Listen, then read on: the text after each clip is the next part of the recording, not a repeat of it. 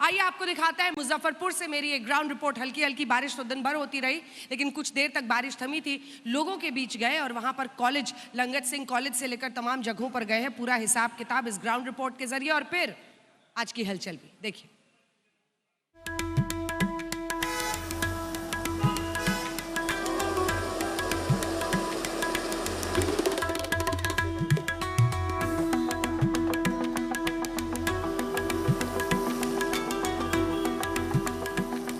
शाही लीची की मिठास वाले मुजफ्फरपुर में आपका बहुत बहुत स्वागत है। ये युवा क्रांतिकारी खुदीराम बोस जी की बलिदान की धरती है। ये जॉर्ज फर्नांडिस की कर्मभूमि है, जो 5 बार सांसद रहे। 2 बीजेपी के मंत्रियों की किस्मत इस वक्त दांव पर है। साल 2020 के नतीजे आपको दिखा देते हैं, क्योंकि भारतीय जनता पार्टी के 3 विधायक चुनकर आए थे 11 सीटों में से। वहीं आरजेडी सबसे बड़ी पार्टी बनी, उनके 4 विधायक चुनकर आए थे 11 सीटों में। जेडीयू 6 से 2010 में 1 पर सिमट गई और वैसे ही कांग्रेस भी 1 सीट पर है। 2 वीआईपी पार्टी से यहां पर जीते थे। लेकिन वहीं अगर आप जो बड़े हॉट चेहरे हैं इस बार उन पर नजर डालेंगे तो 2 मंत्रियों की किस्मत दांव पर है, जिसमें केदार प्रसाद गुप्ता है बीजेपी के फिलहाल पंचायती राज मंत्री, जो कुढ़नी सीट से लड़ रहे हैं, और राजू कुमार सिंह जो कि साहिबगंज से है, वो भी बीजेपी के प्रत्याशी हैं और वो इस वक्त पर्यटन मंत्री हैं।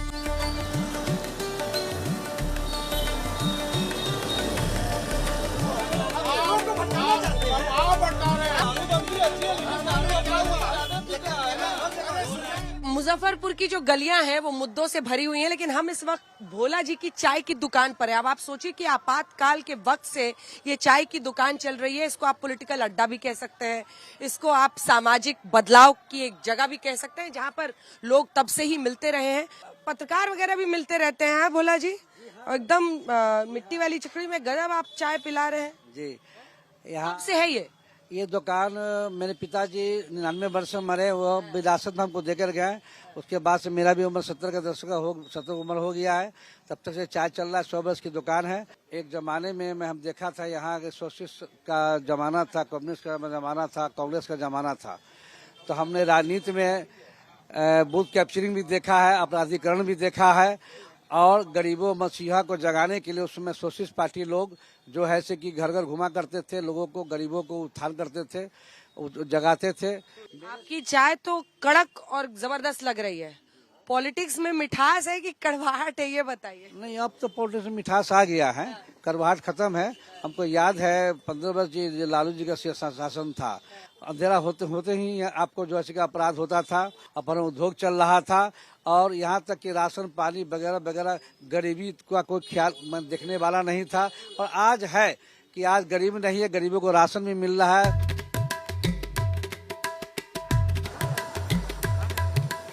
पॉलिटिकली फायदा का विषय तो बाद में है, विषय है विकास का। और सच ये है कि मुजफ्फरपुर कहीं न कहीं विकास से अछूता है। आप जन सुराज से जुड़े हुए हैं। चाय की यही खासियत होती है कि चाय पर जब बैठते हैं तो कितने भी धुर विरोधी हो पॉलिटिक्स में, लेकिन एक साथ बैठकर बात और गप होती है। बताइए। 15 सालों तक पहले जिनकी सरकार थी, उन लोगों ने गन लगा के जनता को लूटने का काम किया, और बाद की जो 20 साल की सरकार अभी चल रही है, उसके अफसरशाहों ने कलम चला चला के इस बिहार को लूट के बर्बाद किया है। विकास के नाम पर क्या है, सिर्फ बोतलेबाजी इन लोगों ने किया और कुछ नहीं है। मुजफ्फरपुर में विकास तो हुआ है, और पहले जहां सड़क पर बरसात के समय लोगों को जल जमाव का सामना करना पड़ता था, हालांकि अभी भी है, लेकिन वह टाइम घट गया है। और शहर में 2 ओवर ब्रिज बने हैं, जिससे आवागमन की भी लोगों को सुविधा मिली है। तो हमारा लगे तो सरकार कुछ नहीं किया, तो हम तो कुछ नहीं कहेंगे। विकास के नाम पे सर अभी जो स्थिति है केवल 10%, 90% बाकी है समस्त मुजफ्फरपुर में विकास। वो केवल कागज पे विकास दिखाया गया है, विकास नहीं हुआ है। काम हुआ है मैडम। सबसे बड़ा मुद्दा क्या आपकी नजर? विकास, रोड, नाला। नीतीश कुमार बहुत ही अच्छा काम किया है मुजफ्फरपुर के। पहले की अपेक्षा अभी देखा जाए तो बहुत विकास हुआ है और आगे भी करेंगे, इसलिए इस बार फिर नीतीश कुमार की सरकार बनाएंगे। विकास झलक रहा है मैम। यहाँ से 10 साल पहले यहाँ पर हमेशा पानी भरा रहता था। अब आज के डेट में देख रहे हैं कि इतना पानी होने के बाद भी यहाँ पानी लग नहीं रहा है। पूरा बिहार का इशू है वो एजुकेशन सिस्टम, और यहाँ भूखमरी है। देखिए इतना टाइम से था बीजेपी सत्ता में, कुछ नहीं सुधरा। और यहाँ पे सबसे बड़ा मुद्दा है दारूबंद का, लेकिन आप किसी भी से पूछिए, पुलिस को नहीं पता है, लेकिन नॉर्मल जनता को पता है कि दारू कहाँ मिलता है। पुलिस वाले लोग पैसा लेते हैं और स्टेशन पे इस स्टेशन में सबसे अच्छा शराब मिलता है, बिना मिलावट। एयरपोर्ट का यहाँ पे जरूरत है, वो प्रसिद्ध जगह के आसपास बहुत ज्यादा गंदगी है। एनडीए की सरकार बनेगी और विकास होगी। इस बार एनडीए की सरकार बनेगी, बहुत अच्छे से क्यों बनेगी? उनका विकास बोल रहा है। का विकास क्या हुआ है मुजफ्फरपुर में? क्या विकास? बहुत कुछ हुआ है। तो धीरे धीरे कोई चीज की प्रगति धीरे धीरे होती है, ना कि एक के बार होती है।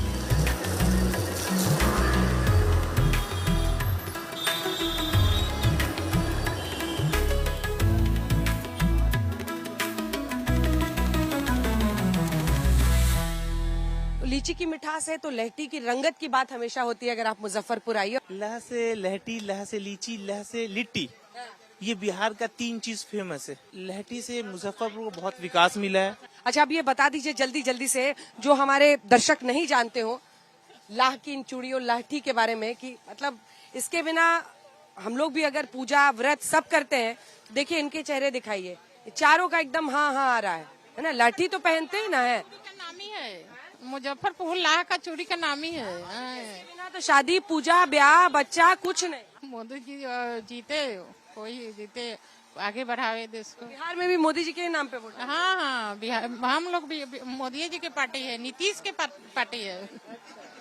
आप? हम भी वही मोदी जी के साथ। हम लोग भी वही हैं, मोदी जी के, बीजेपी को ही वोट देंगे। वही है मतलब? हाँ, हम लोग भी मोदी को वोट देंगे। मोदी को? हाँ हाँ, बीजेपी। क्यों? क्योंकि इम्प्रूवमेंट है, काम है। आप देखिए, हाँ बहुत काम हुआ है, इनफैक्ट पूरी कंट्री में काम हुआ है। अब किसके लिए कीजिएगा? मौजूदा स्थिति के लिए या बदलाव के लिए? अभी 15 साल से जो चल रहा है, विचार वही है कि वही चले। फिर बीजेपी को नहीं देख रहे, हम नीतीश कुमार को देख रहे हैं कि नीतीश कुमार हमारे बिहार में सरकार बने रहे। बिहार में अभी नीतीश की सरकार चल रही है और आने वाले टाइम में भी नीतीश की सरकार है। बिल्कुल। कहते हैं कि बीजेपी मुस्लिम कैंडिडेट को टिकट नहीं देती है, तो क्यों वोट दें एनडीए को? ऐसा है क्या आप लोगों के मन? नहीं, ऐसा कुछ नहीं है। ऐसा ना लोग कहें कि देखो इसको तो व्यापार चलाना है इसलिए ये ऐसा कह रहे हैं। नहीं, ऐसा कुछ नहीं है, क्योंकि उनके सरकार के आने के बाद बहुत सा चीज चेंजिंग हुआ, लघु उद्योग में भी बहुत सा सपोर्ट मिला।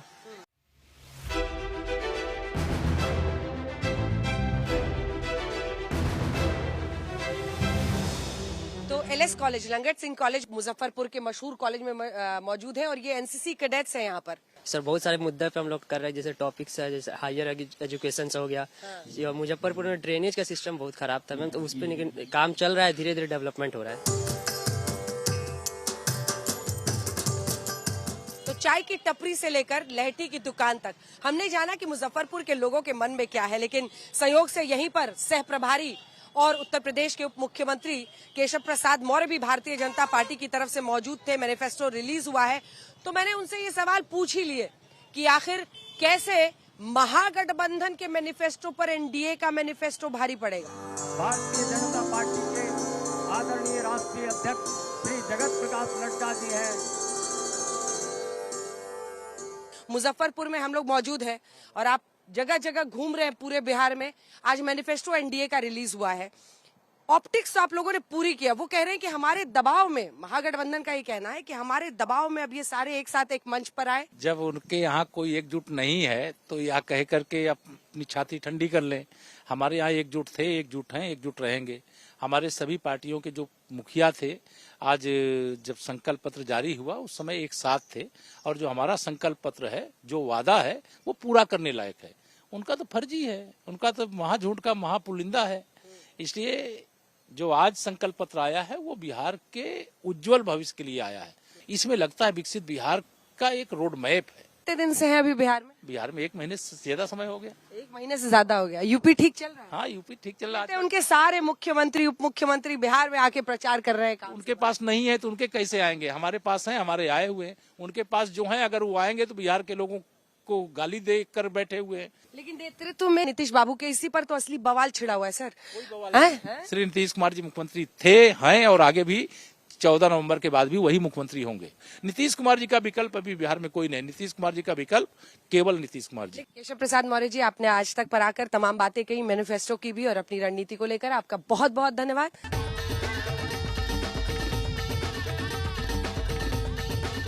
तो गर्म नमक पर जबरदस्त भूंजा इस वक्त बिहार में पक रहा है। सियासी पारा वैसे ही हाई है, तो मुजफ्फरपुर में सियासत है भरपूर। आइए अब आपको दिखाते हैं आज बिहार की पॉलिटिक्स में दिन भर कैसा हल चल रहा है। हर युवा को नौकरी और रोजगार देना, 1 करोड़ से अधिक सरकारी नौकरी रोजगार प्रदान करना। बिहार में जो एनडीए की सरकार होगी वो कर्पूरी ठाकुर किसान सम्मान निधि के तौर पर 3000 रुपया टॉपअप के तौर पर एक्स्ट्रा के साथ सहयोग करेगी।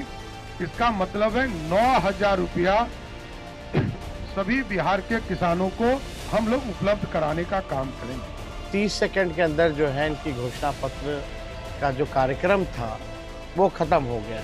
जो हमने घोषणा पत्र देखा, एनडीए के लोगों को सॉरी पत्र लाना चाहिए और बिहार के 14 करोड़ जनता से सॉरी बोलना चाहिए था।